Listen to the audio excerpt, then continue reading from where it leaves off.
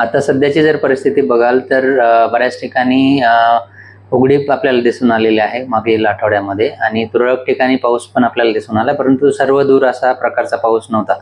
आता जर बघाल तर 13 तारखेपासून परत मान्सून सक्रिय होण्याची शक्यता आहे आणि साऊथ मध्य महाराष्ट्रातील काही ठिकाणं जसं की जिल्हे असतील ज्यामध्ये कोल्हापूर, सातारा, सांगली आणि साऊथ कोकणातले काही जिल्हे असतील जसं रत्नागिरी, सिंधुदुर्ग, त्या ठिकाणी 13-14 तारखेपासून ऑरेंज अलर्ट दिला गेलेला आहे.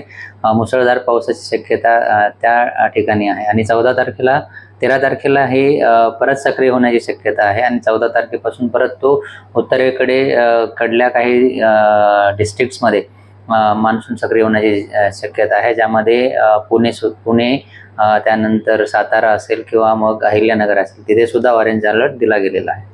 येणारे 5 ते 7 दिवस तरी अशीच परिस्थिती आहे. वारीचा जो पिरियड आहे तो आमच्या जो फोरकास्ट आहे त्याची जी रेंज आहे 5-7 दिवसांच्या पुढच्या काळात येतो, परंतु एकंदरीत जर बघितलं तर येणारा आठवडा आणि किंवा 8 ते 10 दिवस जे आहेत त्यामध्ये मान्सून सक्रिय राहण्याची शक्यता आहे.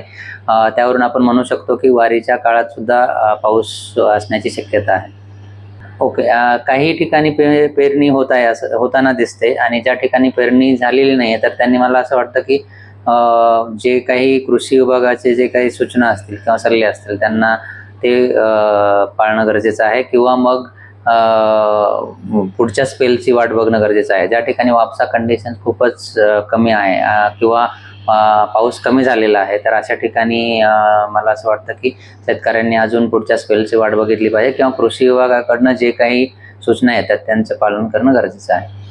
येणारे 2 ते 3 दिवस असं ढगाळ वातावरण आणि हलक्या ते मध्यम स्वरूपाचा पावसाची शक्यता आहे, परंतु 14 तारखेनंतर आणि येलो अलर्ट काही ठिकाणी आता येणाऱ्या 2 ते 3 दिवसांसाठी दिलेला आहे. 14 तारखेनंतर पुणे जिल्ह्यासाठी ऑरेंज अलर्ट दिला गेलेला आहे. तर आपण 13-14 तारखेनंतर चांगल्या प्रकारचा पाऊस पुणे डिस्ट्रिक्ट आणि घाटमाथ्यावर बघू शकतो.